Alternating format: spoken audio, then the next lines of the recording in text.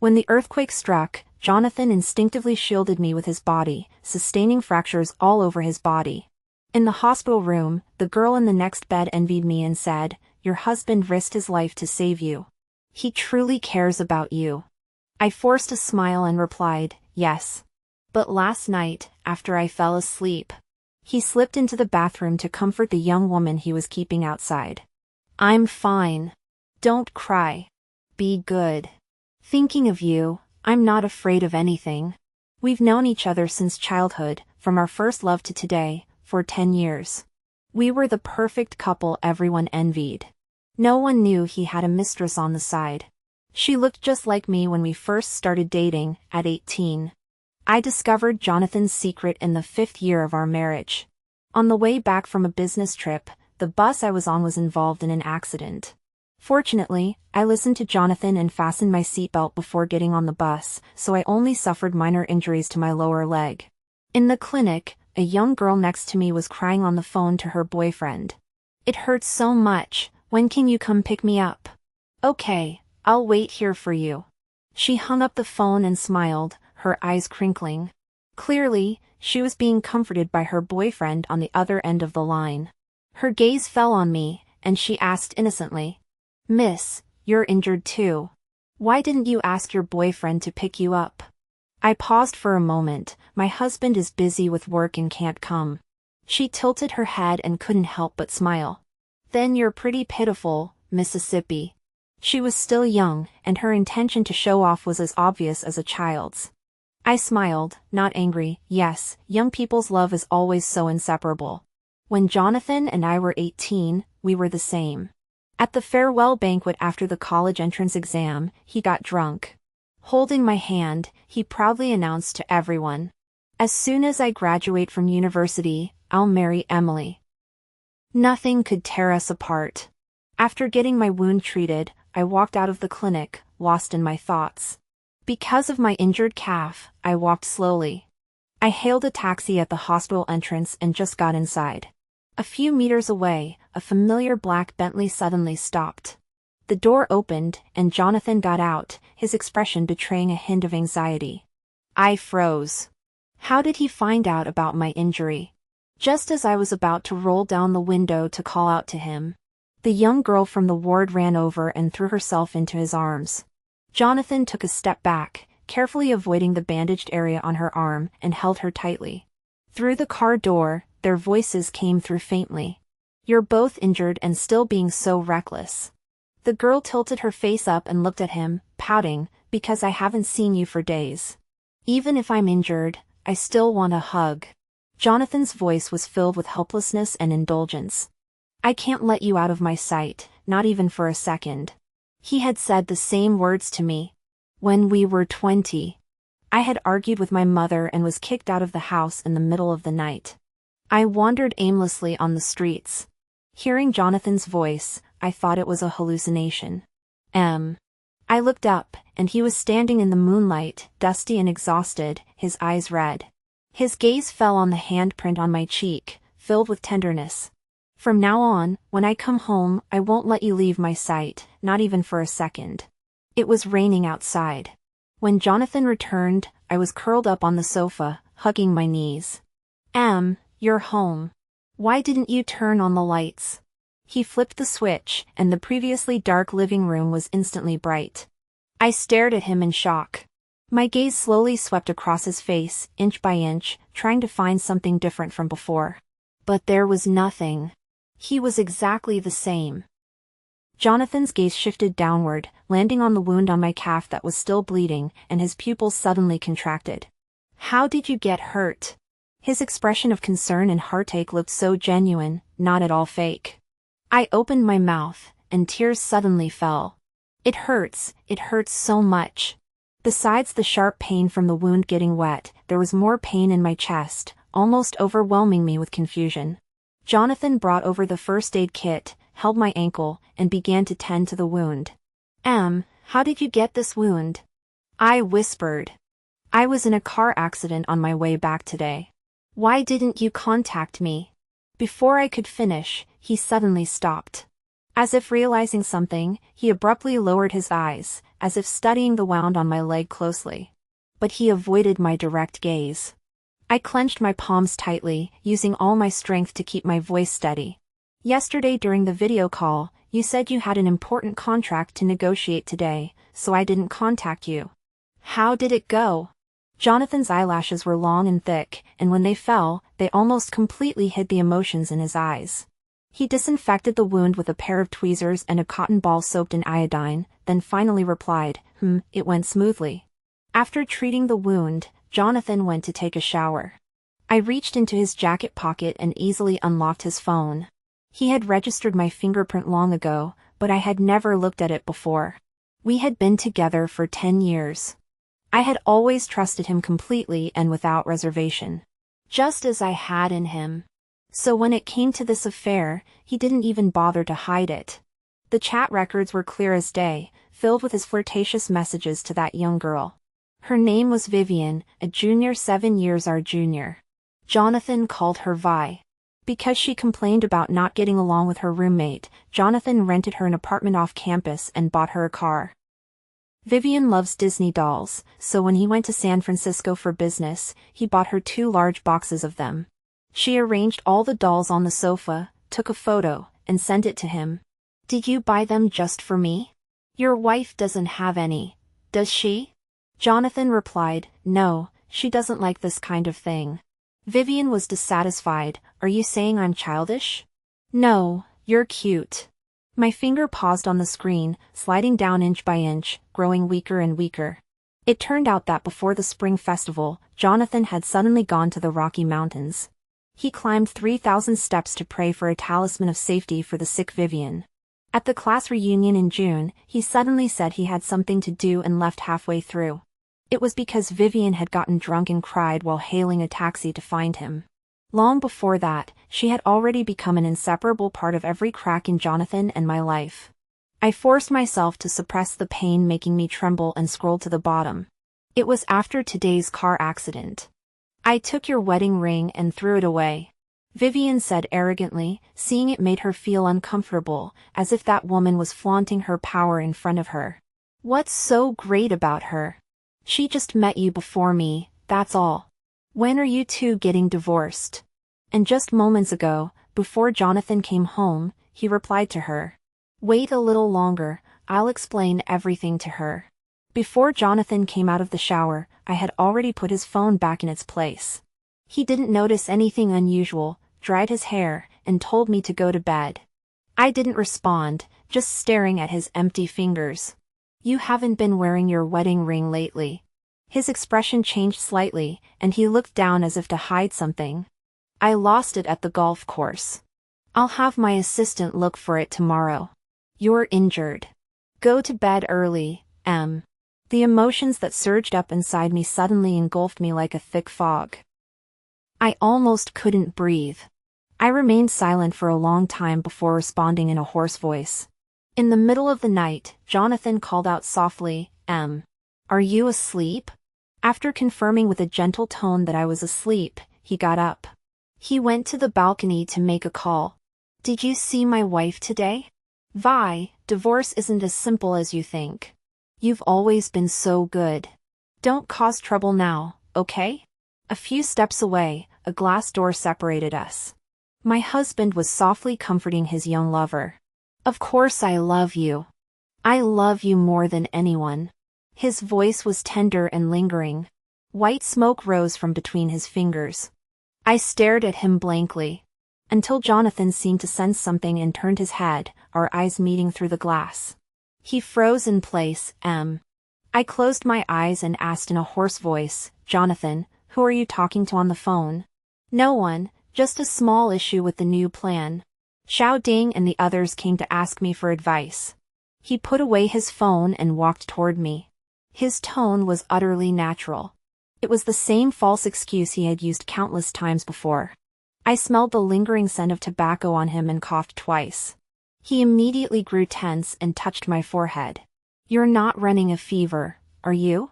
It's been raining outside, and it's getting cold. I'll get you an extra blanket later. As he said this, his gaze swept unobtrusively over my eyebrows and eyes. It was as if he was observing whether I had heard what he had just said. I pulled my nightgown closer and replied softly, "Okay." My tone was as calm and peaceful as ever. Jonathan slowly relaxed. "Go back to sleep." After lying back down on the bed, he fell asleep quickly. I was covered tightly by the blanket, but I stared at the pitch-black ceiling in a daze. Every time I closed my eyes, I thought of the past. When I was 12, Jonathan came to the small town with his mother to recover from an illness and met me. At that time, I was always hungry. After my mother and father argued, she would make me stand in the courtyard as punishment. My younger brother would proudly hold a chicken leg in front of me and eat it. He called me, "Hey, worthless, Mom said you'll only ever eat what I leave behind." Jonathan would walk right in, pull me away in front of my mom and brother, and take me to his house for dinner. My mom, still furious from arguing with my dad, couldn't vent her anger on me. She shouted angrily from behind, "If you like her so much, why not just marry her off to you as a child bride?" He suddenly stopped, turned around, and smiled, "That's fine. Better than starving to death in your house." After the college entrance exams, my parents finally ended their twisted marriage. My father left without a word. My mother warned me, "Emily, you're 18 now, an adult. I have no obligation to support you anymore. Don't expect me to pay a single penny for you." I managed to get through university with student loans and scholarships. Jonathan worked tirelessly to save money, and after accumulating enough funds, he started a business with a partner. During my senior year, he missed my birthday due to a drinking party. But he still showed up at the dormitory building late at night, holding a bouquet of flowers. He shoved the flowers into my arms and hugged me tightly.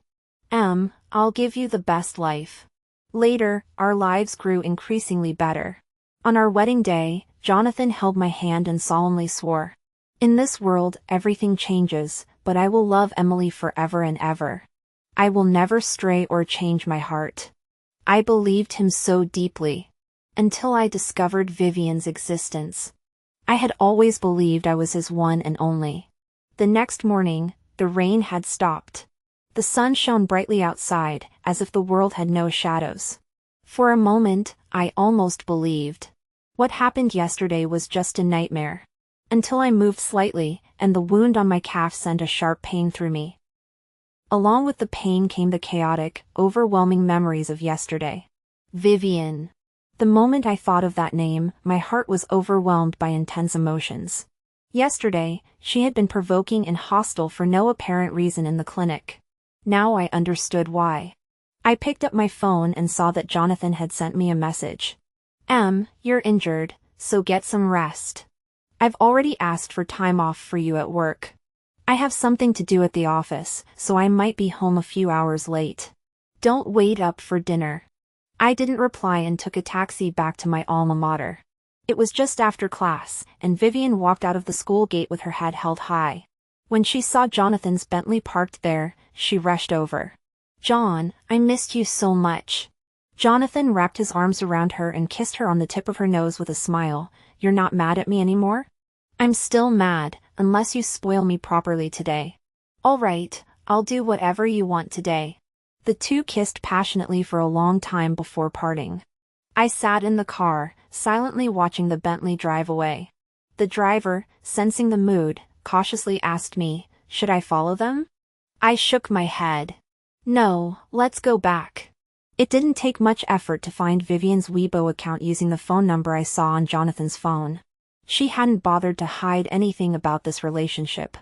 Hundreds of posts documented every little detail of her life with Jonathan. I argued with my roommate again. Those bitches. When I complained to my mom, she only made me reflect on myself, but Jonathan immediately rented me an apartment in a luxury building. It feels so good to be loved. I suddenly remembered. In college, because I refused to help my roommate cheat, our relationship was always strained. They would even lock me out of the bathroom when I was taking a shower. At that time, Jonathan had been trying to rent an apartment outside so I could move out. But now he can afford a luxury apartment with ease. Back then, as poor students, even a regular single room was unaffordable for us. So I never agreed. We even argued about it. When they locked me out, I'd call the dorm manager to come solve it, no need to waste that money. Jonathan bit his lip, looking at me, but I just want you to have a better life. I sighed softly, Jonathan, I know how hard you work to make money. I just want you to have it easier. In the end, he didn't say anything else, just hugged me with red eyes. I really wanted to go to Disneyland. As soon as I mentioned it to John, he booked the tickets right away, with all-day VIP access, so I didn't have to suffer at all. Thinking about my mom having to stand in line sweating with her brat, I felt a sense of satisfaction. I clutched my phone, forced to bend over by a sudden sharp pain.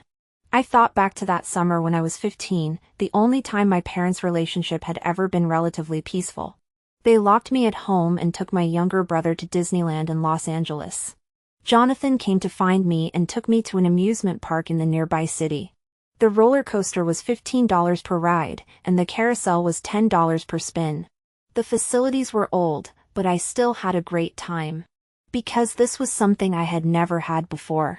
Jonathan stood beside me, watching me the whole time, his eyes gradually turning red.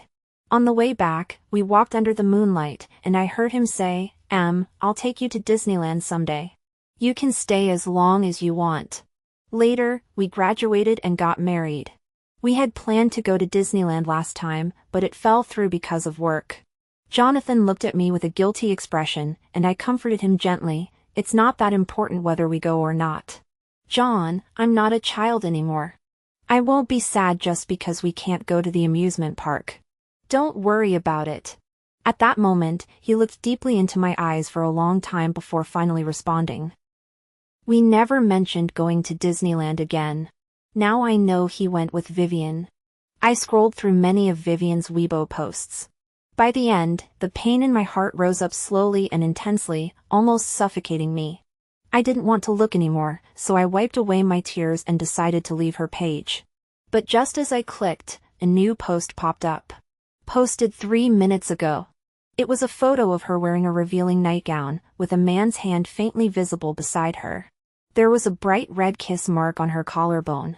Someone's ways of comforting people are truly unique. I'm so tired my waist feels like it's about to break, and my throat hurts, but he acts like nothing happened. In the comments, an account with a couple's profile picture replied, "Next time, call me old man." It was Jonathan. Vivian begged and pouted, "I'm sorry, John." A wave of nausea surged up my throat, and I stumbled into the bathroom, bent over, and vomited violently. But since I hadn't eaten anything today, there was nothing to come up. The lights flickered before my eyes, everything blurred.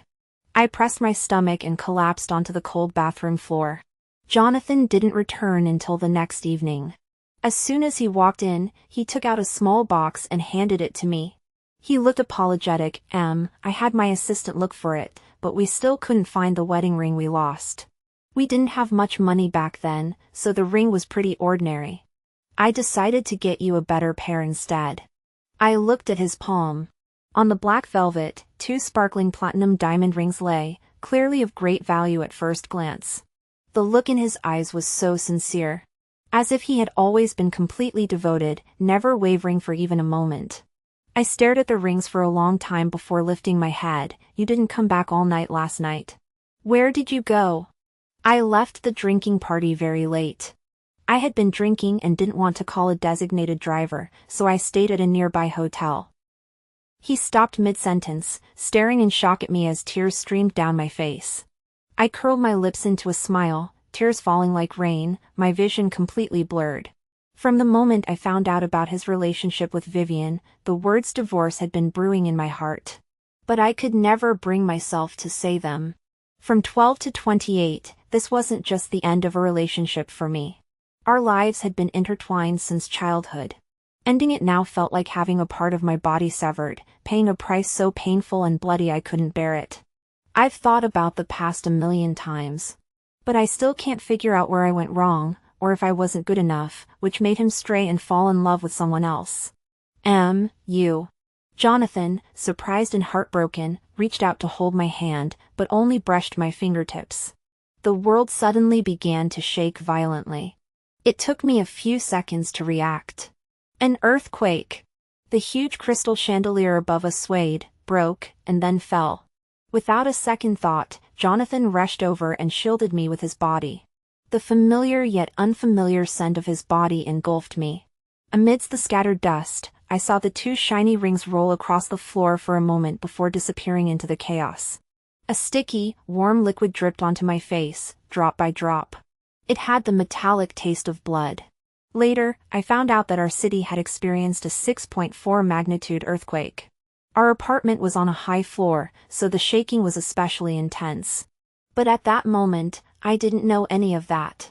I just sat outside the emergency room in the middle of the night, staring blankly at the red light on the door. Many people had been injured in the earthquake, and I could hear the suppressed sobs of a girl nearby. Someone comforted her, "You'll be okay." Someone else asked me, "Miss, is your family inside getting treated?" I shook my head, then nodded, "It's my husband." Perhaps because I seemed too composed, she paused, then quickly backed away. Soon, low whispers began to circulate.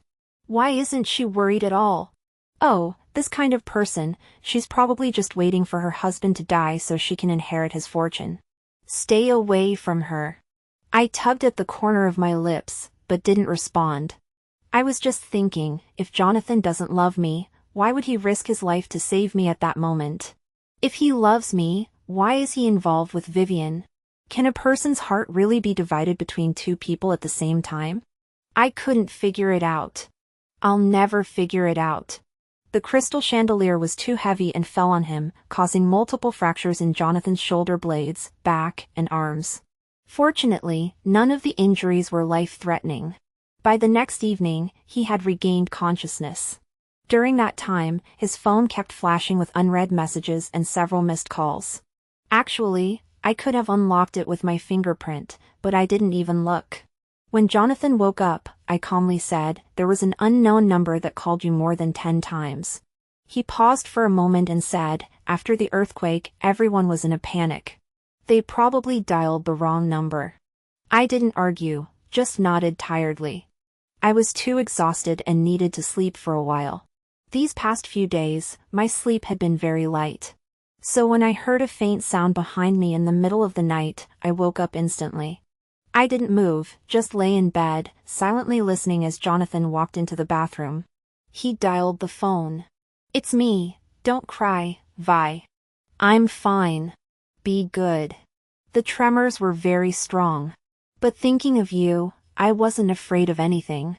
The moonlight was pale, filtering through the tree shadows. I turned my back to him, pretending to be asleep, but tears kept streaming down my face. Love is inherently a completely subjective matter. Perhaps, in Jonathan's eyes, it had never been unique. So, even though multiple fractures made him too painful to sleep, he still lowered his voice and gently comforted Vivian. "Vi, your safety is more important. Don't run around. You don't need to come see me. Take care of yourself first." But, just like how she had deliberately provoked me after recognizing me, Vivian had never been an obedient or well-behaved girl. The next day, when she came to the hospital, the girl in the next bed said enviously to me, "Your husband risked his life to save you. He really loves you." I forced a smile, "Yes." The nurse peeked in and called out, "Patient Jonathan and family, Dr. Luke wants you to come to the consultation room." I will always remember that day. The sun was shining brightly. It was brilliant and passionate. I carefully supported Jonathan's uninjured arm and walked out of the ward side by side. The next moment, I locked eyes with Vivian, who was just a few steps away. Her eyes were red, and she choked out, "John." The suffocating silence lasted only a moment before I spoke calmly, "Please step aside. The doctor is asking us to come to the examination room." Vivian looked at me, as if she had been provoked by those words. "What are you pretending for? You recognized me, didn't you?" She spoke with hostility. "You don't think that by pretending not to hear or see anything, you can pretend nothing happened, do you? I'll tell you, old woman, John doesn't love you anymore. Even if you put on this pitiful act, he'll only find it disgusting. Don't try to use your marriage to pressure me. Love doesn't need morality, especially since John has always wanted to divorce you. It's you who's been clinging to him." She grew more enraged as she spoke, suddenly reaching out to grab me. I instinctively stepped back, and she smirked triumphantly before shoving me hard. Thud. My head slammed against the wall. I fell to the ground, the pain in my lower abdomen more intense than the blow to my head. And the warm, crimson liquid slowly seeping out from beneath me. Jonathan saw the blood and his pupils contracted. He almost panicked, kneeling down to help me up. Don't listen to her nonsense. I don't even know her. Even at this moment, he was still lying. Still hiding the truth from me. I closed my eyes and spoke, my voice trembling. Jonathan, on the day of the car accident, you came to the hospital to pick her up. I was sitting in the car next to you, watching you both. Jonathan stared at me blankly. His breathing grew rapid, and his gaze toward me gradually filled with fear that seemed to penetrate to the bone. So I already knew about her existence, knew about your relationship, Miss Vivian, right? I leaned against the wall and stood up unsteadily. Blood trickled down my leg, spreading into a shocking pool of bright red. Jonathan reached out to help me, but I pushed him away. I looked up at Vivian across the room.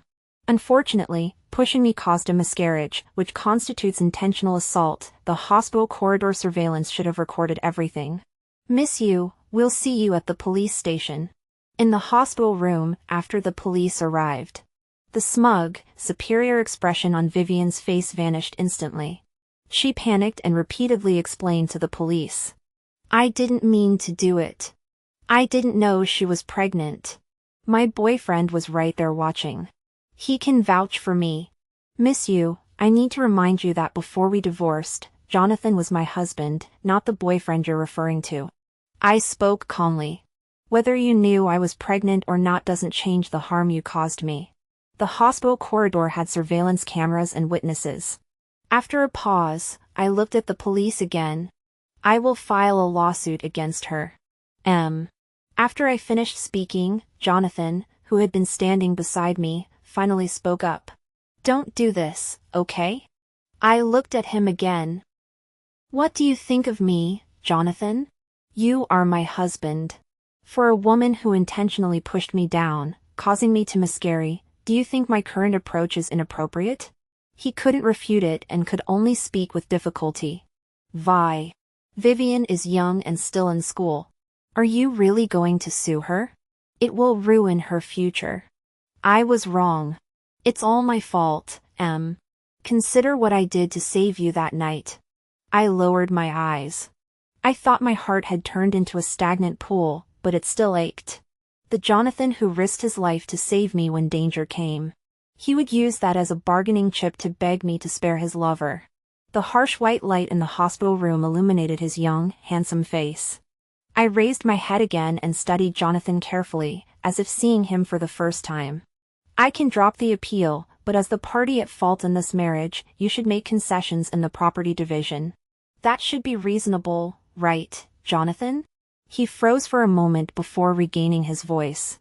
What do you mean, I looked at him and spoke slowly, finally able to say the words I had kept inside me since the night of the earthquake.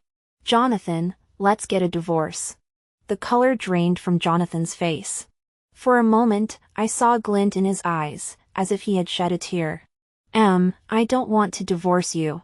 He stammered, I still love you, I still love you. But halfway through, he saw me sitting pale on the hospital bed and suddenly couldn't continue. I think he must have remembered too. Because of the lack of love in our childhood, we had always wanted a child.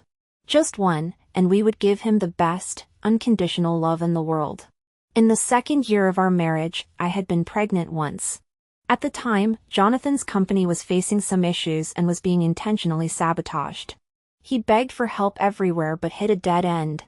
I expanded my network through my own work and finally found someone who could help. To show my sincerity, I drank an entire bottle of white wine in front of him. That person finally agreed to help. But our child was lost. I was taken to the hospital, where they first pumped my stomach and then performed a DNC. When I woke up in the hospital room, Jonathan was holding me, crying like a child. I'll never let you suffer like this again. Whether we have children or not doesn't matter. I only want you.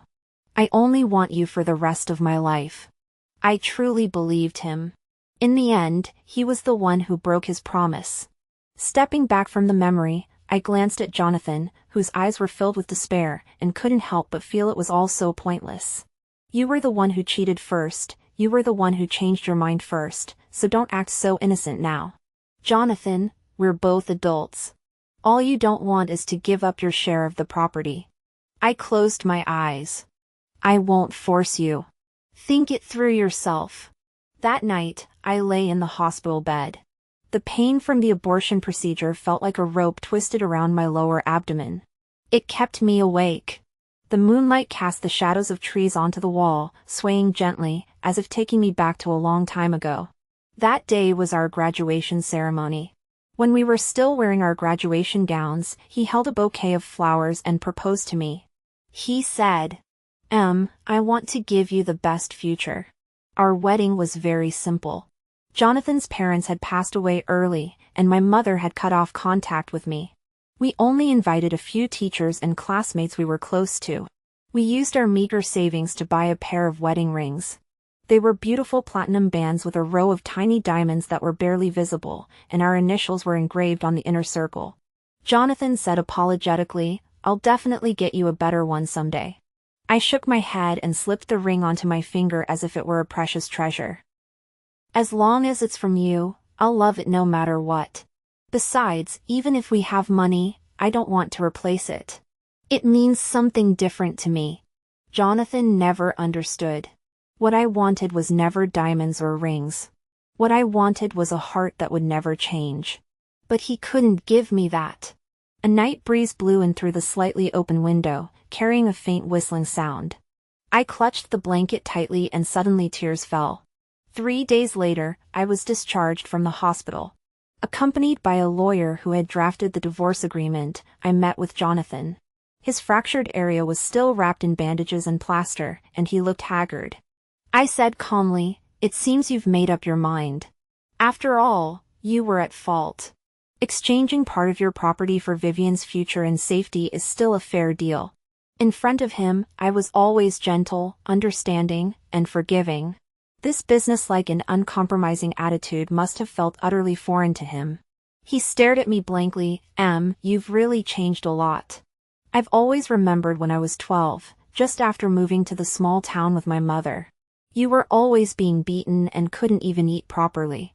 I took you home to eat, took you to the amusement park, helped you break free from your mother's control. But I don't know when it started, you no longer needed me. I listened, responding calmly. Oh, so that's your excuse for cheating? Jonathan, you couldn't even choose someone better to cheat with. You're morally corrupt. What, now only people like that are good enough for you? My gaze was sharp and mocking. The lawyer was sitting next to him, probably making him feel embarrassed. Look at how harsh you're being. Jonathan looked at me deeply. After we got married, you became less and less like the Emily I knew. She's just like you, the way you used to be. Her family doesn't value her, and she doesn't get along well with her classmates. Back then, I couldn't help you, but now I can help her. Looking at her, it's like going back to the past, saving the 18-year-old you from your struggles, over and over again. But I don't hate you, I never thought we'd part ways. The last sentence, Jonathan spoke slowly and sincerely. As he spoke, he repeatedly rubbed the fingertips of his uninjured hand. That was his habitual gesture when he was nervous. I suddenly realized that even at this moment, even though our marriage and love had reached their end, I still clearly remembered every detail about Jonathan. 15 years of childhood friends, 10 years of love.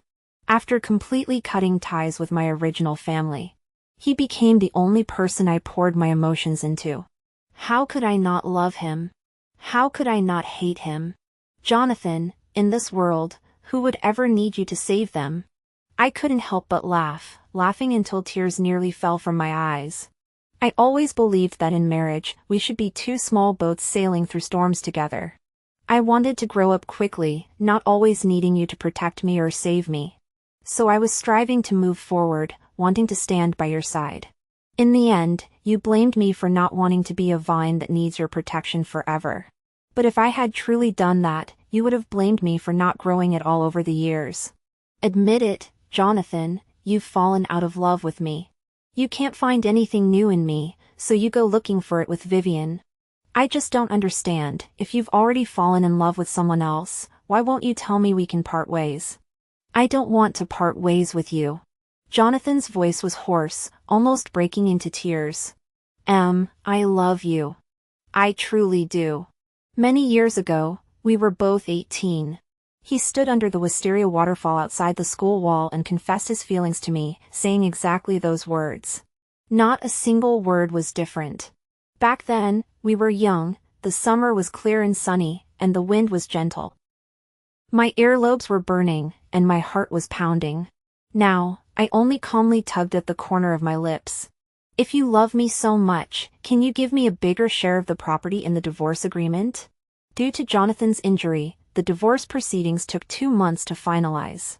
The bank account was split 70-30 in my favor, and the company's shares were divided equally, with my share converted to cash. I took the villa I had just renovated 6 months ago. As for the current apartment, since the chandelier fell and the entire living room needs to be renovated, I left it, along with the car, to Jonathan. Stripping away the false facade of love, marriage, in the end, is nothing but raw money and human nature. After outlining the property division plan, I looked at Jonathan across from me. Do you have any objections? We can discuss them further. He shook his head slowly. I have no objections, Em. I returned to my room to pack my belongings, dragging my suitcase out the door when I heard him call out behind me. His voice was soft but trembling with emotion. Em, can we still meet again in the future?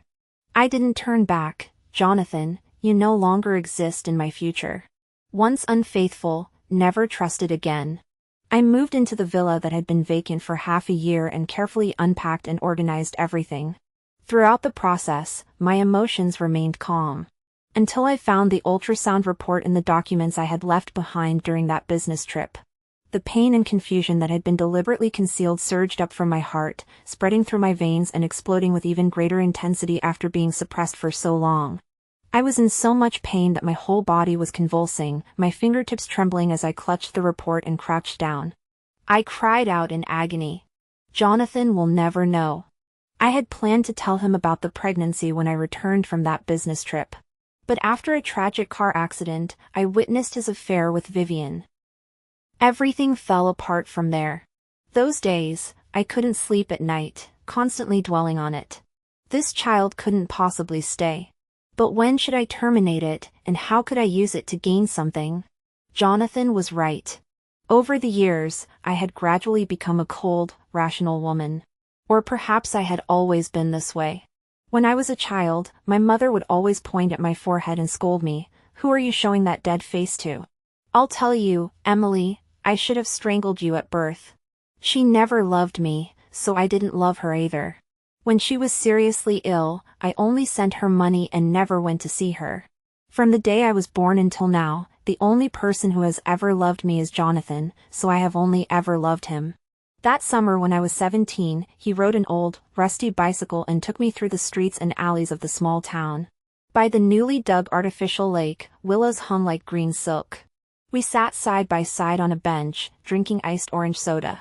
I don't know who moved closer first, but soon our shoulders touched.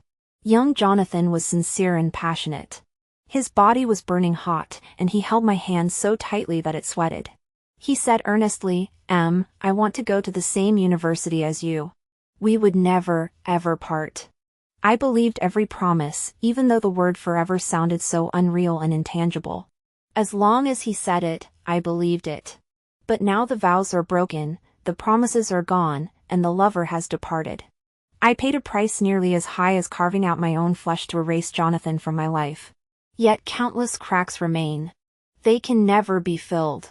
When Vivian came to the company building in a rage to confront me, I had just finished a major project. The company had distributed bonuses and approved my 2-week annual leave. As I opened the car door, someone suddenly darted out from the side, knocking me backward. When I regained my balance, I recognized it was Vivian. She had lost weight and looked haggard. Her eyes were filled with hatred as she glared at me. You promised Jonathan that as long as the property division satisfied you, you wouldn't cause me any more trouble. I raised an eyebrow. Let me clarify. I said I wouldn't sue you, but that doesn't mean I won't send the evidence of your infidelity to your school and parents. Vivian Jr., weren't those hundreds of Weibo posts you posted back then so public and shameless? My alma mater has exceptionally strict standards regarding academic conduct and school discipline. I printed out all of Vivian's Weibo posts, her intimate messages and photos with Jonathan, and the police report from when she pushed me, causing a miscarriage, and delivered the thick stack of documents to the school in person. The school administrators assured me that once verified, a student with such improper conduct would be expelled without exception. After leaving the school, I still felt it wasn't enough. I also sent a copy to her parents and neighbors. Vivian's parents never liked her, and now that she's brought shame upon them in front of their relatives and friends, they despise her even more. Vivian glared at me and suddenly said, "What good does your triumph do you? You can't even keep a man, and now you have to watch him fall in love with me. I'm young and vibrant. Now that you've stepped aside, I'm going to marry Jonathan." The more she spoke, the more gentle the smile on my lips became. Young and vibrant, if that's how you choose to value yourself, I have no objection. It's just a pity, miss you, that men always prefer 18-year-olds. In a few years, you'll be just like me now. I've taken the lion's share of the property, and I've built my own career. As for you, a disgraced academic outcast with a moral compass as broken as your family's, you'd better marry him and squeeze every last penny out of him, so that the next shameless person like you doesn't end up homeless and destitute. Emily! She screamed and lunged at me, but her raised hand was caught by mine. The parking lot was dimly lit, and the surveillance camera had broken down yesterday and hadn't been repaired yet. I slapped her across the face and kicked her hard in the stomach. Vivian fell to the ground in a heap, too pained to get up. I looked down at her and smiled. "Here's your payback, miss you. I've always been fair." When spring arrived. One day, as I was leaving, I noticed Jonathan standing at the door. His hands were stuffed into the pockets of his windbreaker, leaning against the streetlight, staring at me blankly. After that move, we hadn't seen each other again. By today, it had been half a year. His hair had grown longer, and he had lost a lot of weight, making his already stern facial features even more sharp. There was even a desolate look of emaciation about him. He looked at me with eyes that were slightly red. I stopped in my tracks. "How did you get in?" "During the renovation, I came by a few times, and the security guard recognized me." "Oh," I replied without emotion. "I'll go tell them later that we're no longer together and not to let you in anymore. Please don't come bother me again. We're not children anymore, we know this is just self-pity. Even if you wait here for 10,000 days, we can't go back to the past." Jonathan looked at me with near despair. After a moment, he forced a smile that was uglier than crying. "I know. I just came to tell you." He pulled his hand out of his pocket and spread it out in front of me. In the palm of his hand lay two thin platinum wedding bands. Due to their age, the surface was covered with scratches and looked somewhat dull. Engraved on the inner side of the bands were the initials of Jonathan and me. Our wedding rings. I found them back. Mine had been left behind during the move, and Jonathan's had been thrown away long ago by the spoiled Vivian. I couldn't imagine how much effort he must have gone through to find them. I stared silently at the rings on his pale palms for a moment, then looked up. "So what's the point?" Perhaps my gaze was too cold and unforgiving, leaving no room for interpretation. He pulled his hand back like a child, clenching it tightly and rubbing his reddened eyes. After a long pause, he spoke in a hoarse voice. "It has no meaning. You'll never forgive me, will you?" I scoffed, "Of course not." At that moment, I had no idea that this would be the last words I would ever exchange with Jonathan. But after that, he didn't show up again for 3 whole months. Until spring came, and the willow branches in the garden sprouted new green leaves. I came home from work and saw a man in a suit standing at the door. As I got closer, I realized he looked familiar. It was Jonathan's lawyer friend, Emily. I didn't open the door, just turned my head and looked at him indifferently. "I have nothing to do with Jonathan anymore." "I know," he said, but Jonathan's will states that all his assets are to be left to you. The clock ticked forward, returning to last year. It was the third day after the earthquake. The doctor noticed an abnormal shadow on Jonathan's x-ray and asked us to come to the clinic for a more thorough examination. Unexpectedly, Vivian, who had been summoned to the hospital, stopped us on the way. And then everything fell apart. After I left, Jonathan refused to marry Vivian, and she caused quite a scene with him. It took a while to calm things down, and he finally went back to the hospital. After the examination, the doctor confirmed that the shadow was a bone tumor, and the pathology results were malignant. Later, Jonathan underwent chemotherapy at the hospital and had several surgeries.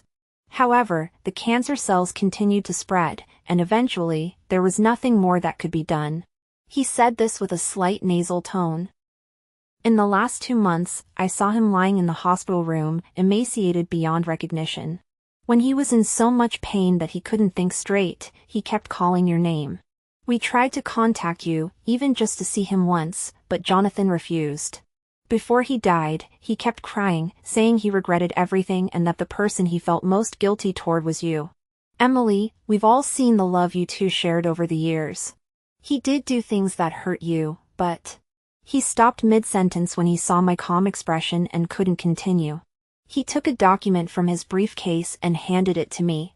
This is the property inheritance agreement. Take a look and sign it if there are no issues. Jonathan left everything he had to me. Besides the company, savings, and property, it even included the old house in our hometown. In June, I took a vacation and made a trip back.